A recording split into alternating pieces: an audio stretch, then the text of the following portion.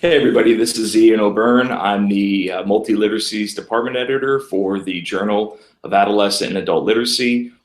This is another interview that I'm putting together for the columns that have been occurring in the journal. Basically what we're doing is we're putting together columns where we look at what we could and should do in our classrooms with technology. And so our latest issue is on the web literacy map and the web literacy initiative by Mozilla. I worked on that with Greg McVeary and Doug Belshaw. In the column, we focused the column on, and we started off with an individual, and I'm very thrilled to have him right now with us. So we're going to spend a little bit of time and 4 questions for Garth. So Garth, you want to introduce yourself? Hi, I'm Garth, also known as Newman online. I'm a teen and I just love technology and I'm glad to be here. Thank you very much. It's kind of funny because with this one column, as we were sharing it out with reviewers and as we were talking with people, as they read the first part and they read about this person named Garth, most of the feedback came back that this person does not exist. It's too phony, this person, that it's not believable at all. And I recommend everybody reading the column. It's out there online. It's in JAL. So Garth, if you describe yourself, if you're going to apply for a job or you're applying for college or you're describing yourself, what skill set do you think that you have? What do you think you're good at?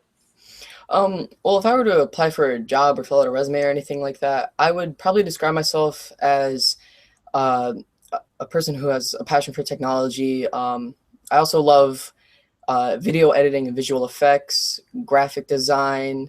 I dabble in coding, but it's mostly the visual effects and video editing and stuff like that.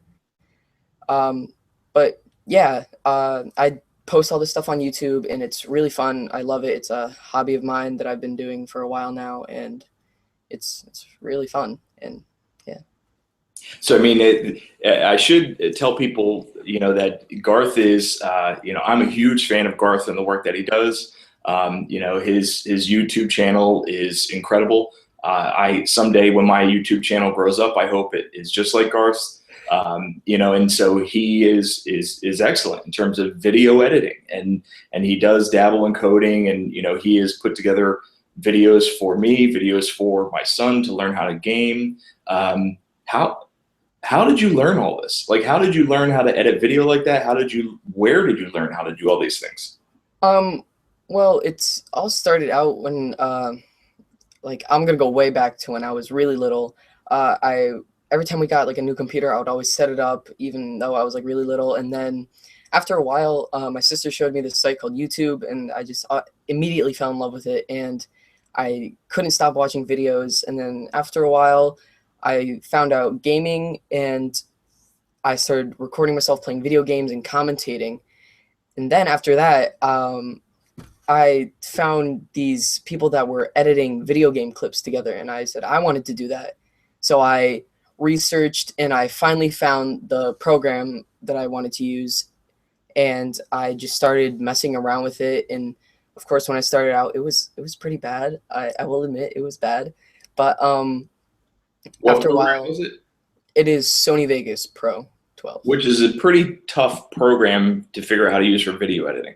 Yeah, it's pretty tough, but once you get the hang of it, it's actually very easy in workflow. It's user friendly and everything like that. And I just kept teaching myself, and for the things that I didn't know how to do, YouTube was there and they had tutorials, and I had friends that also knew what they were doing.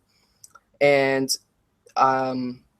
for video games and coding, I went to a camp called ID Tech Camp, and I've been there for about 4 years now. I went to Yale and other colleges, and I learned coding, making extension maps for RPGs or role-playing games, and modding for Minecraft, which is how I learned to code basically. And it's how I got started and everything. And I just basically taught myself and researched everything, because everything's on the internet if you really look for it. So So you talk about it and you say way back when Mhm, I saw YouTube. mhm, When I was a little kid, I saw YouTube and I learned about YouTube and I wanted to put my videos up there. mhm. First of all, how old were you when you started? And then why would you do that? So how old were you when you started? I was about 5 because YouTube started in 2005, 2006. And yeah, I was either 5 or 6, and my sister showed me this YouTube channel called Smosh, and they did like skits and stuff. Thought that was funny, so I started my own YouTube channel in about like 2008, and with my friend, and that's how I got my name Garmar 2000, um, which is Garth and Mark, and yeah, it's basically my So sister you and were me. So 5 or 6, you saw yeah. YouTube, you liked it, and then, why, what drew you to it? Why would you want to spend that much time, honing in on something and then teaching yourself how to edit? And then you'd see Minecraft and you make Mhm. Minecraft videos and you want to make them even better. So then you learn how to code. Why spend all this time? I don't know. I've always wanted to do something big, besides just go to school and learn and get good grades. I wanted to do something outside of it, not even sports. I just wanted to be different somehow, and this was it, and it actually worked out, and it's good. Yeah. So you want to do something big, and this is not one of the questions that we talked about earlier. Mhm. So you want to do something big. Do you see an opportunity to do, as you said, something big in the work that you're doing in school? Um, in school or in editing and YouTube. Well, I know that you find value in the YouTube Mhm. side of things and the coding and the gaming, but do you see that same outlet or that excitement in what you do at school? I do. I still kind of want to go to college to be an architect. I really like math. It's difficult to learn at first, but I really like it, and I wanted to be an architect. So yeah, I do have the same excitement for school. Very cool. So one of the things that interests me is, you talk about it, when we were preparing to write this column, we were reaching out, we were trying to find people we wanted to focus on. And to me, your name kept coming back to the top of the list. And so finally, I talked to my colleagues, I reached out to you, you graciously said yes. Mhm. What do you think about that? Like, what do you think about the fact that, researchers, we had you on a gaming video before, we had a conference, a webinar about gaming. What do you think about the fact that, people like me, not that I'm anything, but people like me reach out to you and say, you are the future. There's a lot of what you're doing and these skill set and your willingness to go online and just teach yourself that we need to really figure out and learn more about, and that can help guide the classroom. What does that make you feel about yourself? Well, I think it's a huge compliment actually because, like I said, it's a hobby, and to have someone take my hobby and make it into a column and have them think to implement certain things that I do into classrooms is really big, and it would change the way classrooms are today, and it would change the way kids think about school because kids don't really like school, and if you put all the technology and everything into it, it would change the way they thought, and they would be really engaged in what they do in school, and they would actually make something of what they learn, and I think it would be really really good for everyone. And do something big, Yeah, like we yeah. talked about before. Mhm. Um, it's so one of the challenges that we have bringing technology into the classroom is sometimes, you bring it in and it's just like an electronic babysitter. Mhm. It's students or kids are just, off causing trouble in some other part of the world, or they are goofing off or Mhm. whatever. Um, and I had the belief that if I had, students like yourself and I was putting them on computers and had video editing software and allowed them to code and game, we could do some incredible stuff. Yeah. So, I mean, I'm sure that there's educators that would look at this and look at you and read the column and say, yeah, I want to do that. What advice do you have? Like, where do you start? Um, well, first the teachers have to, of course, know technology themselves. They don't have to be masters at it, but they should know some background of it, and they should also allow the students to take lead too, because students may know more certain things, may know more topics than the teacher does if the teacher isn't really technology based. And if the students can take lead, they'll want to participate more, they want to be engaged, and they'll be responsible for their own learning and stuff like that. And it would really help. Yeah. Well, it's one of the challenges, in terms of knowing more. And I've said this to you frequently. You know more. Your YouTube channel is incredible, as we said earlier. I brought you into ed camps and conferences to teach teachers, how to edit video specifically, make it look more professional. As I said before, you have a skill set that I try to build up and that I would love to learn.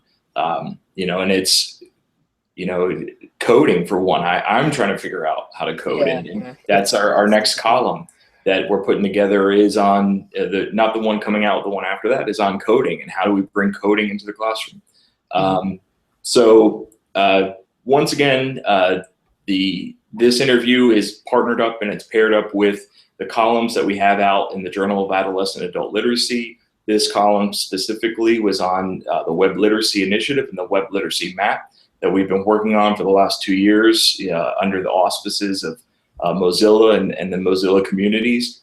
In the column, we look at the web literacy and we look at the great work that Garth is doing, and we try to set out a roadmap for where we could go, what this could mean for our classrooms. And I urge people to, read the column, reach out.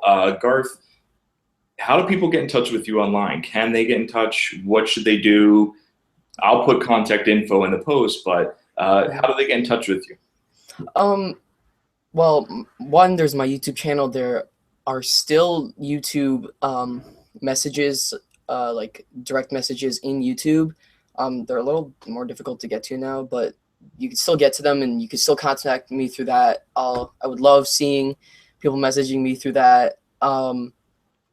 There's my Twitter. I don't know if my Twitter would be safe for like all audiences, but that's just a warning. But yeah, you can contact me through there, and everything like that. So. But the best thing is probably, I urge, go to your YouTube channel, see what you're doing, check it out, interact, leave comments, subscribe, follow you on YouTube and see what you're doing and see what you're actively engaging in. So thank you very much for giving me the time. I really appreciate it. Thank you for allowing us to, follow you and talk about you in the column. So where are we going to see you in a couple of years now? Are you going off to school? Are you going to be an architect? What's going to happen here? I'm probably going to go for visual effects and video editing. But I might go to school for architect. I'm only a freshman now, so that's still a choice I have to think about.